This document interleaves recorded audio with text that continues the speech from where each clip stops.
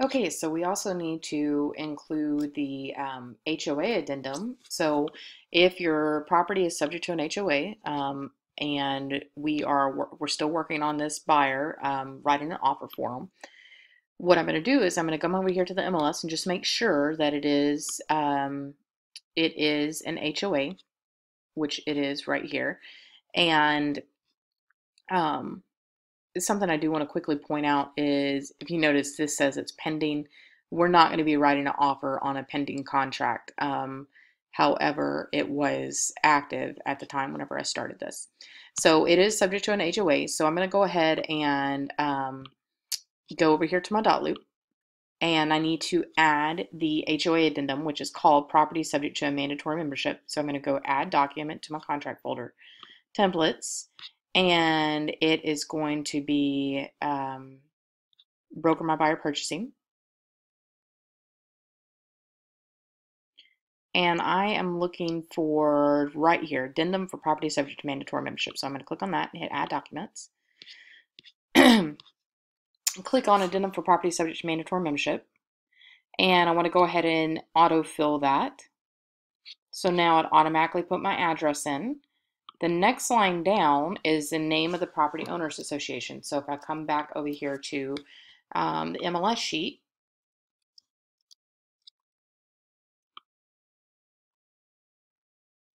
it is right here, Spring Trails HOA, and here's the phone number. So I'm going to copy that, go back over here to dot loop, and just paste that in. And I'll center those up just to make them look nice. Now, there's a couple of things that you can choose. You can ask for the sellers to pay for the HOA documents to be delivered, or you can say that your buyer is going to pay for them to be delivered. So it really just kind of depends on your negotiation strategy. Again, you're representing the buyer, so you really want to get their best interest, and you want to save them as much money so that way they're not paying for different, several different things. However, let's say you're in a multiple offer situation, you might say that my buyer will pay for different things, such as the HOA, in order to make your offer look stronger. So it's one of those things that you really need to discuss with your buyers and say, hey, typically would ask for the sellers to pay for this, but we're in a multiple offer situation. So I think this might actually strengthen our offer if we ask, or if we say that we'll pay for the HOA information. But again, it comes down to what they need and what they want. So you are representing your buyer, and it really needs to be in their best interest. So for this one, what I'm going to say is I'm going to go ahead and say that we are going to ask for the seller to pay for it. So I'm going to say within 14 days after the effective date, the seller will pay for and deliver the subdivision information, which is a copy of the bylaws and restrictions, as well as a resale certificate of the HOA to show how strong the financial situation of that HOA is.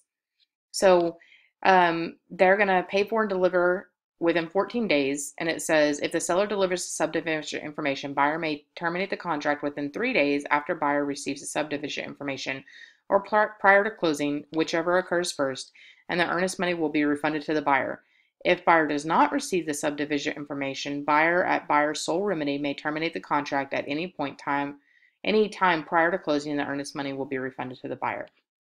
So let's say that they do get the subdivision information, they were planning on using it as a rental property, and then turns out they can't actually have a rental property in that HOA because of, let's say, the amount of owner occupancy versus the amount of renters that can be in that neighborhood.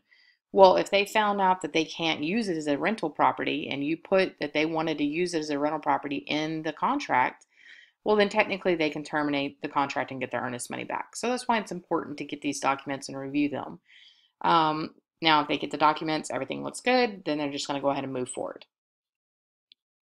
So box 3 would be if they had already received it. It says buyer has received and approved the subdivision information before signing.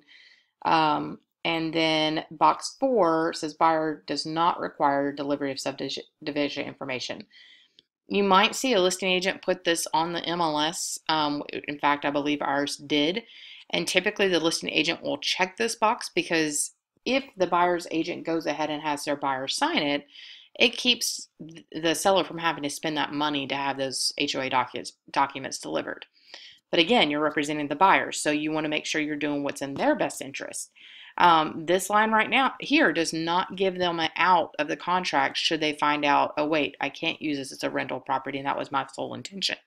So this is not always in your buyer's best interest. Now, if you, again, it's a negotiation tactic, and if you can find the HOA documents online and your buyers read through them online, everything looks good, and they say, yeah, go ahead and check this box, then that's okay. But remember, you got to talk to your buyers and really have that consultation and explain what each of these mean and how it can be a benefit or a hindrance to them.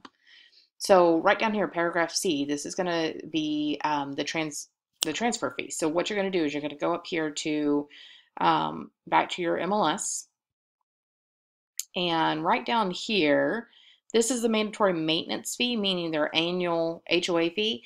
Other mandatory fees, this is your transfer fee right here. So it's going to be $250. So I'm going to put that in that blank. And this is something that your buyer is going to have to pay. So it says, buyer shall pay any and all association fees and other charges associated with the transfer of the property not to exceed $250, and seller shall pay any excess. So if that transfer fee happened to be $300 and it said $250 on the MLS and I put $250 here, then that seller is going to have to pay the additional. So I'll just put whatever's on the MLS here. And then you can also consult the HOA, because if you want to verify what the transfer fee is and verify what the HOA fees are, just to make sure that what the listing agent put on the MLS is accurate, because it's not always accurate. So it's always wise to go ahead and consult that HOA and make sure that that information is accurate. Now, paragraph 3 is, let's say that you said the buyer doesn't require the HOA documents, but then the title company says, well, yeah, we actually do need them. This is saying, well, who's going to pay for it? So if I'm asking the seller to pay for it up here in paragraph 1, I'm just going to go ahead and ask them to pay for it here.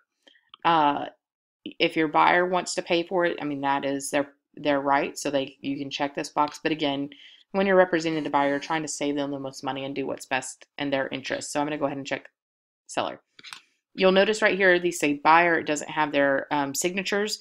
So what I'm going to do is I'm going to click on this so it highlights it green, go up here to assign to, and I'm going to check on their names. That way they can actually sign it. Sometimes you'll see where it will say, let's say you only have one buyer in the transaction, there's not two.